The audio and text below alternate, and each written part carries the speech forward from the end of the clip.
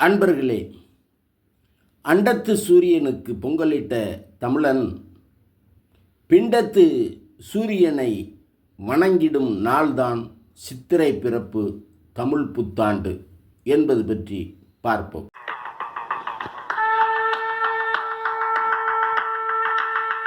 அண்டம் பிண்டம் நிறைந்து நின்ற ஆதிநாதனே போற்றி, அகண்ட பரிபூரணத்தின் ஆதி சாத்தனே போற்றி.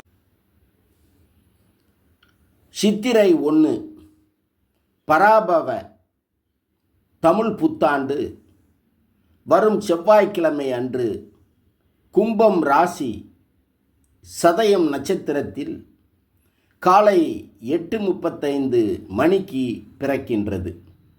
இந்த ஆண்டு சித்திரை 21ஆம் தேதி முதல் வைகாசி 14ஆம் தேதி வரை, அதாவது மே மாதம் 4ஆம் தேதி முதல் 28ஆம் தேதி வரை அக்னி நட்சத்திர காலம் நடைபெற உள்ளது. மேலும் சித்திரை 4ஆம் தேதி அமாவாசையும், சித்திரை 18ஆம் தேதி சித்ரா பௌர்ணமியும் வருகின்றது. இந்த உலகத்தின் இயக்கமானது 9 கோள்களை அடிப்படையாக கொண்டே அமைந்துள்ளது. 9 கோள்களில் தலைமை கோளாக இருப்பது சூரியன். இந்த சூரியன் சித்திரை மாதத்தில், அதாவது ராசிகளில் முதல் ராசியான மேசத்தில் உதயமாவதை தொடர்ந்து ஒவ்வொரு தமிழ் மாதப்படி ஒவ்வொரு ராசியாக பயணித்து இறுதியாக பங்குனி மாதத்தில் 12வது ராசியான மீனத்தில் பயணிக்கிறார்.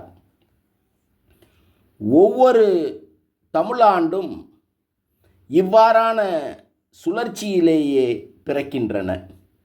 சூரியன் முதல் ராசியான மேசத்தில் உதயமாவதையே நாம் சித்திரை பிறப்பு அல்லது தமிழ் வருட பிறப்பு என்று தமிழ் புத்தாண்டாக கொண்டாடி வருகின்றோம்.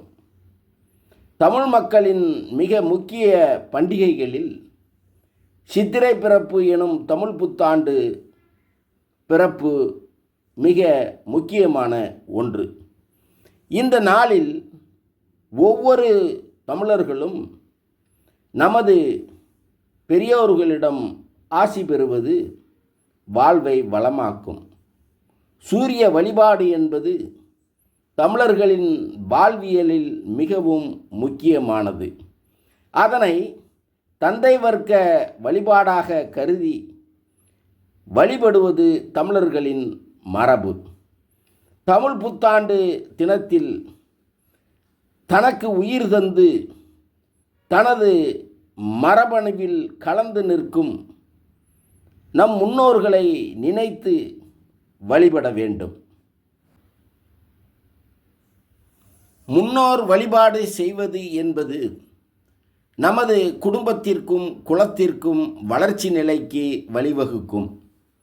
தமிழ் புத்தாண்டை தமிழர்கள் சூரியனை வணங்குவதோடு முன்னோர்களையும் வழிபட்டு, குறிப்பாக தாய் தந்தையை வழிபட்டு அவர்களின் மனம் குளிரும்படி அவர்களுக்கு பிடித்தமானவற்றை வாங்கி கொடுத்து ஆசி பெறுதல் நிகழ்வாக கடைபிடித்து வருகிறார்கள். பெற்றோர் இல்லாதவர்கள் தனக்கு வழிகாட்டியாக அல்லது குருவாக இருப்பவர்களிடம் ஆசி பெறுதல் மற்றும் நமக்கு நல்லது செய்பவர்களிடம் ஆசி பெறும் நிகழ்வாகவும் செய்து வருகிறார்கள். தமிழ் புத்தாண்டு பிறந்ததும் தனது முதல் வேலையாக இதனை செய்வோர் வாழ்வு வளமாக அமைவது உறுதி. சுருங்கச் சொன்னால், அண்டத்திற்கு தந்தையான சூரியனை வழிபட தமிழர்களுக்கு தைப்பொங்கல் திருநாள் என்றால், நம் ஒவ்வொருவரின் பிண்டத்து சூரியனான தந்தையையும் தந்தை வழி குலத்தையும் வழிபடுவதற்கான பொன்னான நாள்தான் சித்திரை பிறப்பு எனும் தமிழ் வருடப்பிறப்பு. இந்த நாளில் நமது முன்னோர்களை வழிபடும்போது நமது உடலில் கலந்துள்ள நமது முன்னோர்களின் மரபணு, அதாவது DNA, விழிப்பு நிலை கொள்ளும், தூண்டப்படும். மகிழ்ந்து அவர்களின் ஆசி நமக்குள் பூரணமாய் வந்திறங்கும். இந்த முன்னோர் வழிபாடுதான் தமிழர்களுக்கு நமது மூத்தோர் வகுத்து தந்த ஆசீவக குலதெய்வ வழிபாடு. தமிழ் புத்தாண்டு அன்று பஞ்சாங்கத்தை பூசையில் வைத்து வழிபட்டு வாசிப்பதும் நமது தமிழர் மரபு. இவ்வுலகத்தில் ஆதி காலத்திலிருந்தே தமிழர்கள் வானசாத்திரத்தில் வல்லவர்களாக திகழ்ந்து வருகிறார்கள். சூரியனை மையமாக கொண்டே தமிழர்கள் தங்களது வாழ்வியலை அமைத்து கொண்டனர். தமிழர்களின் இந்த நடைமுறையை இன்று உலகிலுள்ள பல நாடுகளும் பின்பற்றுகின்றன. நமது தமிழ் முன்னோர்கள் பூமி சூரியனை சுற்றும் நீள்வட்ட பாதையை 12 பாகங்களாக பிரித்து 12 மாதங்களையும் 12 ராசிகளாகவும் அமைத்தார்கள். வான வீதியில் உள்ள 27 நட்சத்திரங்களை சமமாக பிரித்து 12 ராசிகளுக்குள்ளும் அடக்கினார்கள்.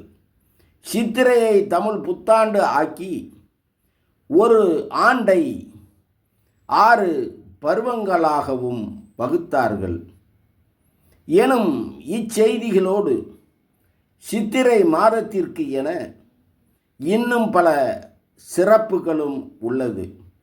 அது பற்றிய தகவல்களை விரிவாக மீண்டும் ஒரு காணொளியில் காண்போம். நன்றி.